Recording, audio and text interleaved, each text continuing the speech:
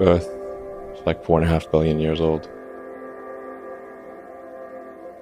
In another 500 million years or so, the sun will expand and probably evaporate the oceans and make life impossible on Earth, which means that if it had taken consciousness 10% longer to evolve, it would never have evolved at all. Just 10% longer. And I wonder how many dead one-planet civilizations there are out there in the cosmos that never made it to the other planet and ultimately extinguished themselves or were destroyed by external factors. Probably a few. Look again at that dot. That's here. That's home. That's us. Everyone you love, everyone you know, everyone you've ever heard of, every human being who ever was, lived out their lives. The aggregate of our joy and suffering, thousands of competent religions, ideologies, and economic doctrines. Every hunter and forager, every hero and coward, every creator and destroyer of civilization. Every king and peasant, every young couple in love, every mother and father, hopeful child, inventor and explorer. Every teacher of morals, every corrupt politician, every superstar, every supreme leader, every saint and sinner in the history of our species lived there, on a mote of dust suspended in a sunbeam. Our planet is a lonely speck in the great enveloping cosmic dark. In our obscurity, in all this vastness, there is no hint that help will come from elsewhere to save us from ourselves.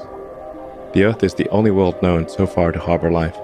There is nowhere else, at least in the near future, to which our species could migrate. This is not true. There are really two fundamental paths. History is going to bifurcate along two directions. One path is we stay on Earth forever, and then there will be some eventual extinction event. I don't have an immediate doomsday prophecy, but it's eventually, history suggests there will be some doomsday event. The alternative is to become a spacefaring civilization and a multi-planet species, which I hope you would agree that is the right way to go. Should be concerned about demographic implosion. So if you look at countries like Japan, most of Europe, China, and you look at the birth rate in a lot of those places is only at about half of the sustaining rate. When you have an inverted demographic pyramid, so if you look at the pyramid and you've got age striation, 60-year-olds, 50-year-olds, 40-year-olds, 20-year-olds, like sort of a demographic pyramid. Right. And in some countries, it's like an upside-down pyramid, so it'll sort of fall over. It will not stand. What we'll actually have in those countries is a very high dependency ratio, where the number of people who are retired is very high relative to the number of people who are net producers. And so you cannot, the social safety net will not hold. We didn't evolve for this because we sort of evolved to just always procreate, and there wasn't birth control or anything. Right. Just like have lots of babies. It's like pop the course and like hopefully some of them would survive. That was like all of human history until very recently. And now it's, you've got cases like Japan where adult diapers outsell baby diapers. Europe's in a similar situation. China's headed the same way because they've had the one-child policy, and then even though they've relieved the one-child policy, the social norm has become to have an average of one kid. So even when they relieved that requirement, it didn't change. You can imagine, like people sometimes say, well, what about immigration? It's like, okay, look, there's 1.5 billion people in China. Where is China going to get 700 million new people? Okay, that's like 3 Indonesias. It's like, it doesn't work. And the full gravity of this is not well understood, but will become a severe issue in the next few decades. So civilization here on Earth could end with a bang or a whimper. But it also could be like a whole series of things. Like what killed the dinosaurs? Well, It wasn't just one thing, Right. There was like a whole bunch of things happened in a row. They could have taken any one of those things. They had like 3 things happen, and no dinosaurs. If the species is going to survive, we kind of have to escape. It's mostly about the species. I mean, there have been some real doozies of massive meteors and super volcanoes, and the continents moved all over the place, and Earth's been a snowball and super hot. If you read like the geological history of Earth, it's like very long and complicated. And then there have been so many extinction events, not like just a few. Galactic timescale, even with sublight travel, you could absolutely colonize the whole galaxy, even some of the neighboring galaxies. Could you colonize the galaxy in a million years? Absolutely, the entire galaxy. Why do we need to build a city on Mars with 1 million people on it? Yeah, I think it's important to have a future that is inspiring and you want to live. Like, why do you want to live? What's the point? What inspires you? What do you love about the future? And if we're not out there, if the future does not include being out there among the stars and being a multi-planet species, I find that it's incredibly depressing if that's not the future that we're going to have.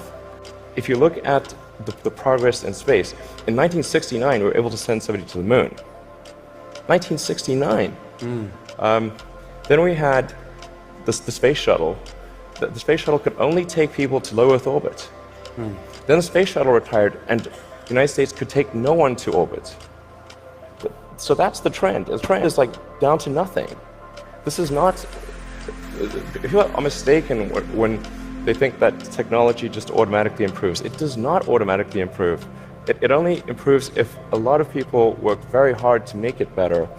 And actually, it will, I think, by itself degrade, actually.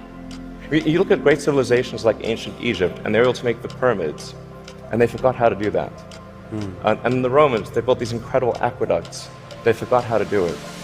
Do you think there is a meaning to life?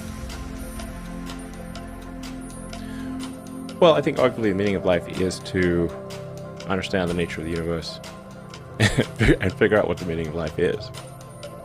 So, like I said, I think we don't quite know the right questions to ask. And if we learn more about the universe, if we expand the scope and scale of consciousness, then we are better able to ask the questions about the answer that is the universe. I mean, I think being a multi-planet species and being out there among the stars is important for the long-term survival of humanity, and that's one reason, kind of like life insurance for life collectively, life as we know it.